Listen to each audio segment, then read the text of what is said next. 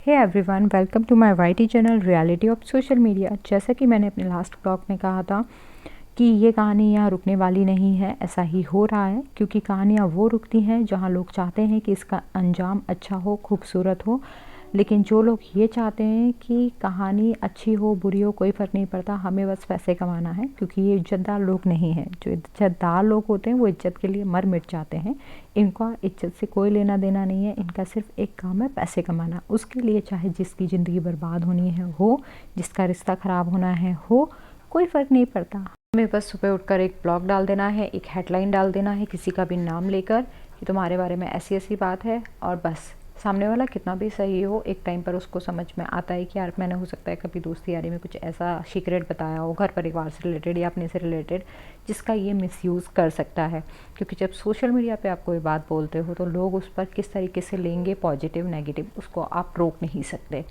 और ऐसा ही कुछ नीतू के साथ हुआ। जब जगत दीदी ही, सचिन, मनीषा और नीतू दोस्त थे, तो उस टाइम पर इन्होंने बहुत सारी बातें शेयर की होंगी जो हम सभी करते हैं, लेकिन उन्हें नहीं पता था कि उनको किसी एक बात को लेकर इस टाइम पर उनको टारगेट किया जाएगा। तो यहाँ पर सचिन ने किसी जूस वाले का जिक्र किया। जब ये दोस्ती यारी में थे तब नीतू ने कभी किसी जूस वाले के बारे में कोई नॉर्मल बात की होगी, जैसे कि हम सभी कहते हैं हंसी मजाक में, हम बोल ही देते हैं यार ये आदमी कितना हैंडसम है, या ये लड़की कितनी ब्यूटीफुल है, या ये मेरा क्रश है। इसका मतलब ये नहीं होता कि हम अपने हस्बैंड या बॉयफ्रेंड या गर्लफ्रेंड या वाइफ को धोखा दे रहे हैं। क्रश क्रश होता है, जैसे कि हमारे एक्टर एक्ट्रेस हमारे क्रश होते हैं। इसका मतलब ये नहीं है कि हम उनके लिए अपने पार्टनर को चीट कर रहे हैं, जैसे कि सचिन कर रहे थे।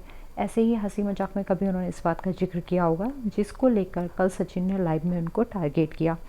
मुझे एक चीज़ समझ में नहीं आती, क्या ये चीज़ इतनी ज़रूरी थी कि इस बात को यहाँ उठाया जाए या फिर सोशल मीडिया पर लेकर आया जाए। ये आप दो लोगों के बीच की कहानी थी जिसको आपने सोशल किया। आपने अपने और जगत दीदी के रिश्ते को दुनिया के सामने लेकर आए, और उसमें उन लोगों ने आपका साथ नहीं दिया जिनको आप गलत लगे, या जिनको लगा कि अब इनका साथ देने का कोई फ़ायदा नहीं है, ये लोग गिर चुके हैं। तो उन्होंने क्या गलत किया? आपकी नज़रों में वो गलत हो गए, तो अब आप उनको टारगेट कर रहे हैं। आपने जिस तरीके की ये बात उठाकर नीतू को टारगेट किया, और जिस तरीके का आप इशारा करना चाह रहे थे, आप एक तरीके से ऐसे करना चाह रहे थे कि जैसे कि नीतू का कोई एक्स्ट्रा मैरिटल अफेयर चल रहा है, जबकि ऐसा कुछ भी नहीं है। ना ही तो वो किसी को धोखा दे रही हैं, ना ही वो कुछ गलत कर रही हैं।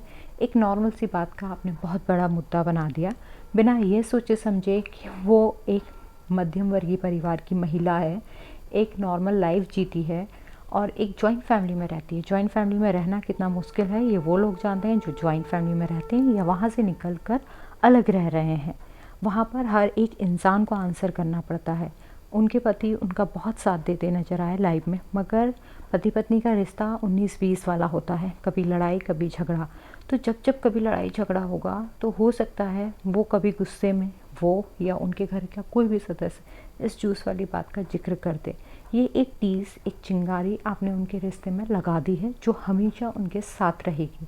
और नीतू को ये हमेशा याद रहेगा कि गलत लोगों की दोस्ती से अच्छा है कि आप अकेले रह लें। अगर नीतू ने उसी वक्त ये साथ छोड़ दिया होता जब उनको पता चला था कि उनकी दोस्त का अफेयर चल रहा है, वो भी उस इंसान से जो ऑलरेडी मैरिड है, तो शायद आज ये नौबत नहीं आती।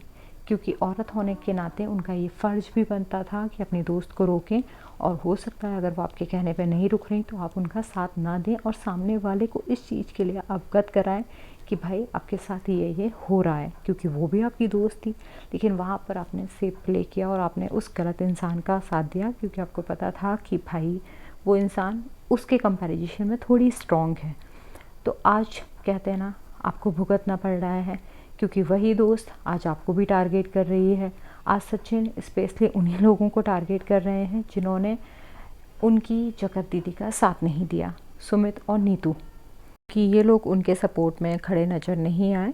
और नीतू भी इस बात को अच्छे से जानती है कि जो सुमित अभी कर रहे हैं या जो कह रहे हैं, इसमें उनकी दोस्त यानी जगत दीदी का हाथ है। इसलिए लास्ट में उन्होंने उनका नाम भी लिया, क्योंकि वो भी इस सच्चाई को अच्छे से जानती है कि बात कब कहाँ कैसे कहाँ से पहुँची है।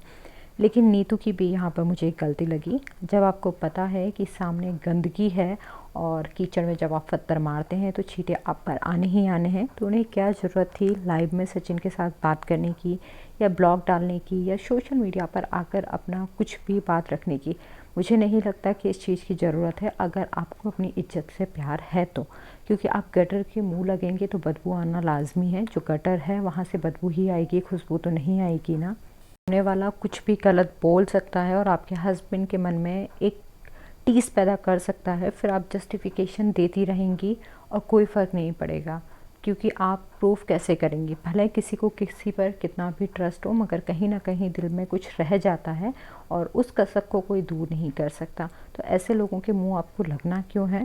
सोशल मीडिया के नेम फेम के चक्कर में आप अपनी निजी ज़िंदगी को बर्बाद ना करें और ऐसे लोगों से हमेशा दूरी बना कर रहें जो धर्म के संगत कार्य नहीं करते। जो इंसान बहन बनाकर उसे पत्नी बनाना चाहता हो और जो भाई बनाकर उसे अपना पति बनाना चाहती हो, ऐसे लोग किसी भी लायक नहीं होते, ना दोस्ती के ना रिश्तेदारी के। वो समाज में और दुनिया में रहने लायक भी नहीं होते। तो ऐसे लोगों से आप जितना दूर रहेंगे उतना आपके लिए अच्छा रहेगा। कि जो लोग गटर में गिरे हुए होते हैं वो आपको भी आज नहीं तो कल लेकर डूबेंगे। इसका एग्जाम्पल हम लाइव देख रहे हैं। चलिए मिलते हैं नेक्स्ट वीडियो के साथ, तब तक के लिए बाय, शुभ रात्रि, जय महाकाल, जय गिरिराज जी।